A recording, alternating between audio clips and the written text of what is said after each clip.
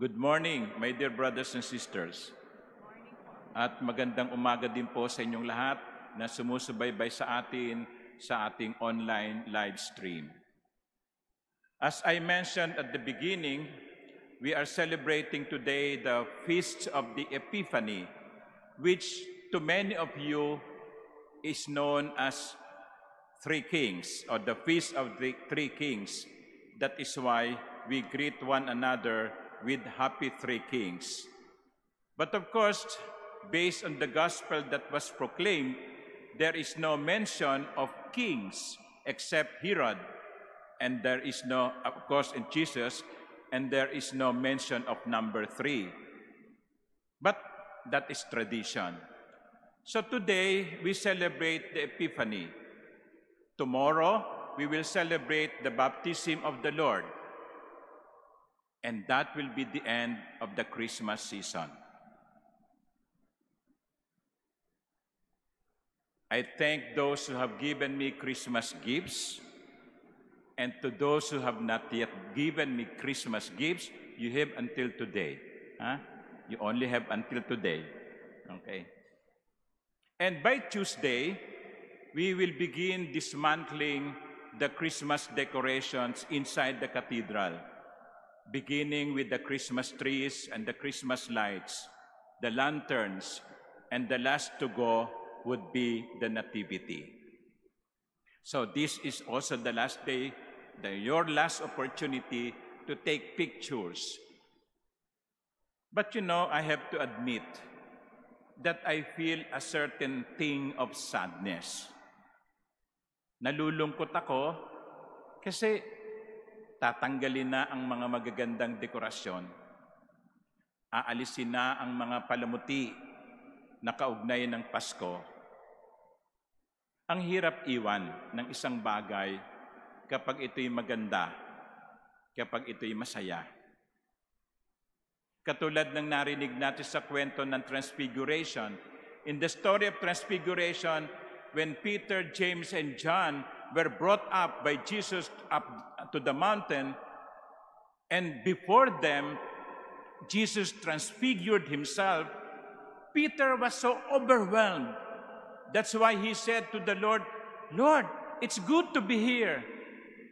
I will build 3 tents, one for you, one for Moses, and one for Elijah."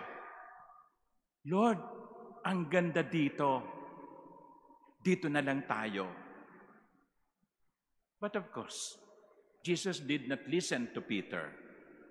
They did not stay up in the mountain. They went back to the lowland for their mission.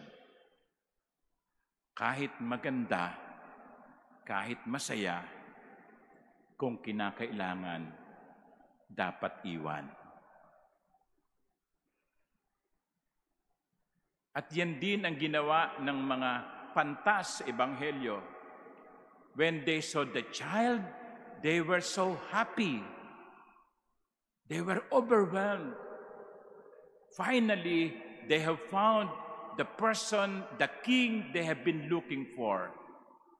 But even if that was a beautiful experience, they did not stay in Bethlehem. They left Bethlehem and went back to their places. Kahit anong ganda, kahit anong saya, kung kailangan, dapat iwan.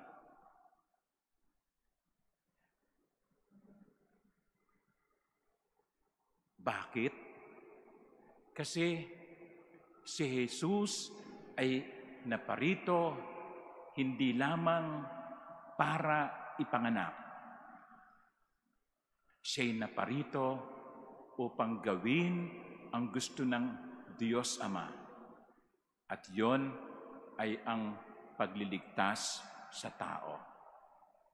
The birth of Jesus is not an end in itself. Jesus did not come here just to be born. It was just the beginning of his mission. Incidentally, also on Tuesday, January 9, we will be celebrating the Feast of Poong Nazareno. And right now, the replica is already in the Luneta. So, my dear friends from the U.S. Navy, if you have the chance, you drop by at Rizal Park. And there you can see people lining up to come near the image of Christ carrying his cross. Don't you find it odd that we have just celebrated Christmas, we have just ended Christmas season, and yet we are already celebrating the Feast of the Nazareno? Katatapos lang nating magdiwang ng Pasko. Ipagdiriwang na natin si Jesus na pasan-pasan ang kanyang krus. Hindi ba parang weird? It is not weird if only we realize that the reason why Jesus was born was for him to die on the cross to save the world. The birth is just the beginning. The proclamation of the gospel of the kingdom is just the beginning.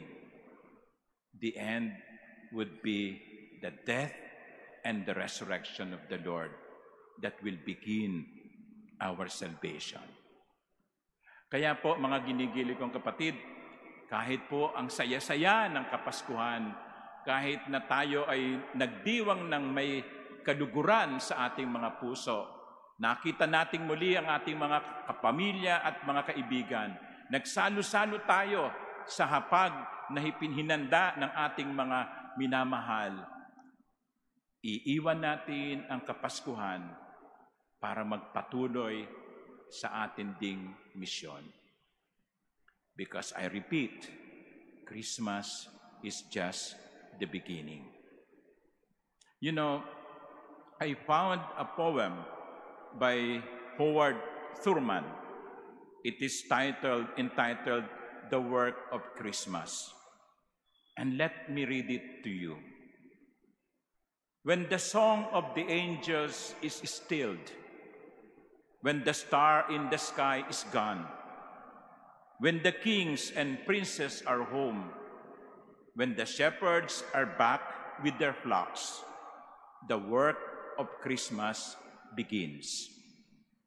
To find the lost, to heal the broken, to feed the hungry, to release the prisoner, to rebuild the nations, to bring peace among the people, to make music in the heart. That is our mission, just as it was Jesus' mission, to proclaim the good news to all. Pagkatapos ng Pasko, ano na? Ano na?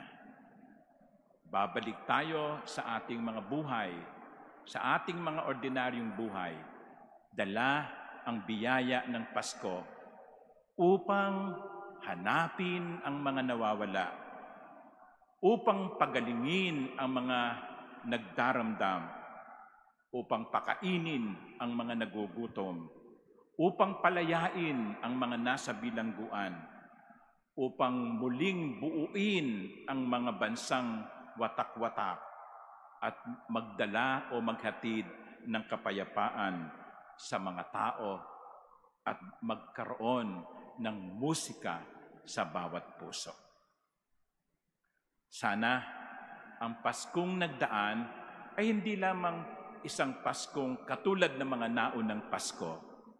Sana ang biyaya ng Pasko ay maging lakas natin upang sundin ang halimbawa ni Kristo na minahal at inialay ang kanyang buhay para sa kanyang kapwa. Let the work of Christmas begin. Amen.